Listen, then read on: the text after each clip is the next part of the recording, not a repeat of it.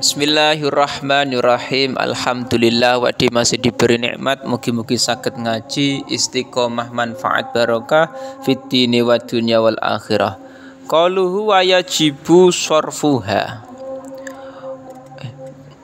Qaluhu wa yajibu. Wa yajibu lan wajib apa sarfuha apa nasarufake zakat.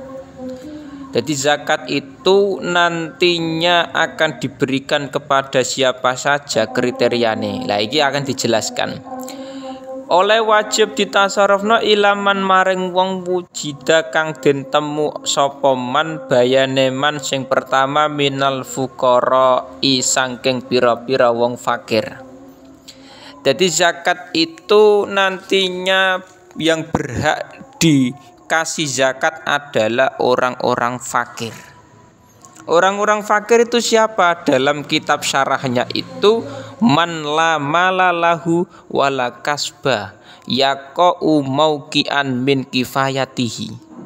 Jadi orang yang tidak punya harta dan tidak punya pekerjaan yang cukup untuk memenuhi kebutuhannya, nah, itu namanya fakir.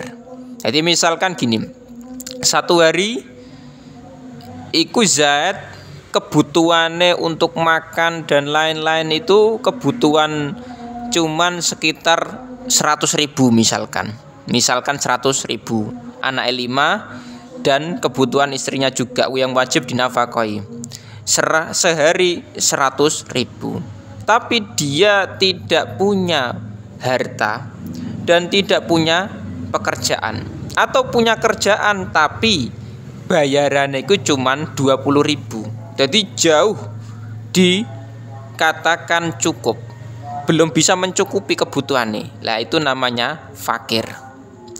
Tapi yang kedua lagi bedane wal masakin wilan pira-pira wong miskin. Nek miskin itulah lebih di atasnya fakir. Sampai kuwa man lahu malun au kasbun halalun la ikun yaqau mauqian min kifayatihi. Tapi wala yakfi. Nah, iki bedane. Nek miskin itu dia punya harta atau punya pekerjaan halal.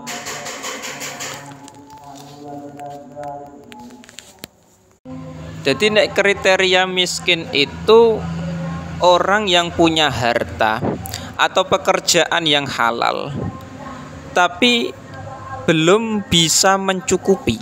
Jadi tarafnya itu masih di atas fakir. Jadi misalkan gini, satu hari kebutuhannya untuk makan anak 5 dan istrinya yang wajib dinafkahi dan dia 100.000. Tapi dia hanya punya 70.000. Jadi punya penghasilan 70.000. Jadi belum bisa mencukupi. Lah itu kategori miskin. Jadi kategori miskin atau fakir itulah orang-orang yang berhak menerima zakat. Sing ketiga wal amilina lan pira-pira amil. Alaiha ing atase zakat. Amil itu siapa?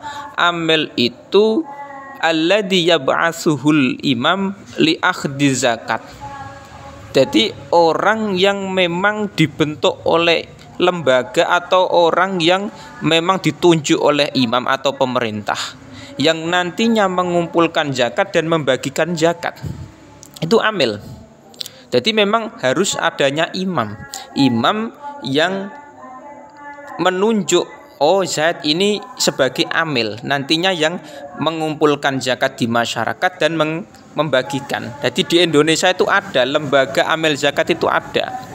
Kalau di masjid atau musola yang terjadi ketika zakat fitrah, jadi masyarakat mengumpulkan zakat fitrah di masjid atau musola, itu panitia masjid atau musola bukan amil. Karena apa? Tidak dibentuk oleh pemerintah.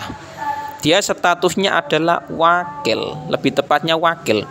Jadi dia mengumpulkan zakat di masyarakat terus membagikan kepada orang yang berhak. Itu namanya wakil. Nah, karena apa tidak dibentuk pemerintah? Beda dengan lembaga amil zakat yang dibentuk oleh pemerintah, yang ditunjuk oleh imam atau pemerintah. Assalamualaikum. Qaluhu, lah statusnya bagaimana? Tetap boleh, sah. Cuman kalau amil, lembaga amil zakat itu boleh menerima zakat, tetapi kalau pengurus masjid atau mushola yang tidak dibentuk oleh imam atau pemerintah, maka statusnya wakil dalam memberikan zakat itu panitia tidak menerima zakat. Jadi dia boleh mengumpulkan zakat dan membagikan ke masyarakat sebagai wakil. Qaluhu wal mu'allafati qulubihim wal mu'allafati lan wong kang den senengake apa kulum pira-pira atine wong akeh. Lah mu'allaf iki sapa? Mu'allaf iku orang yang baru masuk Islam. Misalkan ada orang Kristen masuk Islam, nah iku mu'allaf, boleh menerima zakat, boleh. Wa fi riqabilan ing dalam pira-pira budak. Budak pun juga, tapi zaman sekarang tidak ada budak.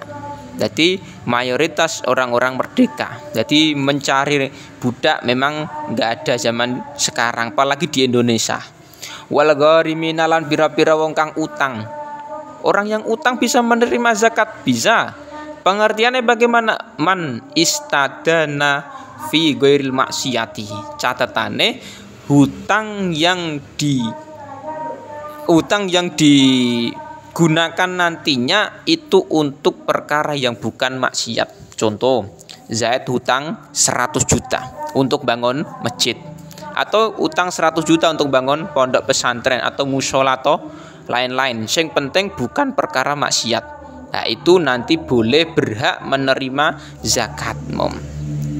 Qaluhu wa fi sabilillahi lan ing dalam dalane Allah wa bani sabilin anak dalan. Jadi sabilillah dan ibnu sabil itu boleh menerima zakat. Bedanya apa nek sabilillah itu orang-orang yang berperang di jalan Allah. Tapi kalau ibnu sabil itu orang yang bepergian. Di saya misalkan dari Jepara pergi ke Jawa Timur. Nah, jarak misalkan berapa ratus kilometer lah misalkan.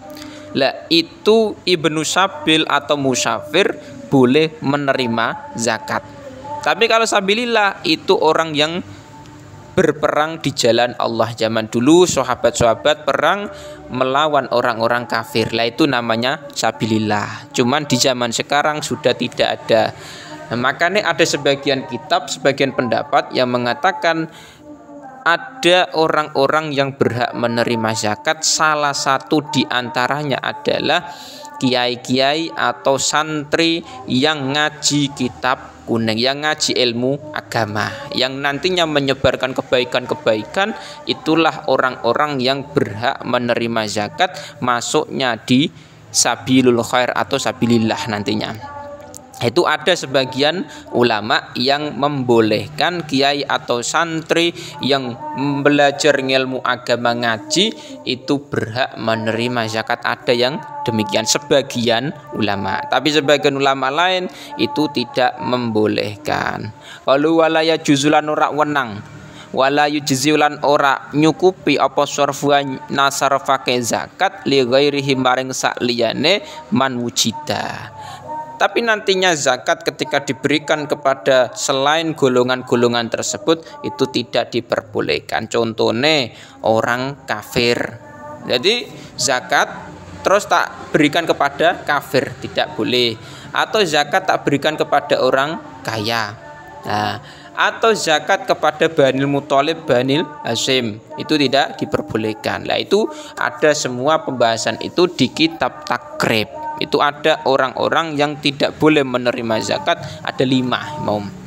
Iku makanya yang penting apa? Kita ngaji biar tahu zakat ini nanti akan diberikan kepada siapa, orang-orang yang berhak dan orang-orang yang tidak berhak.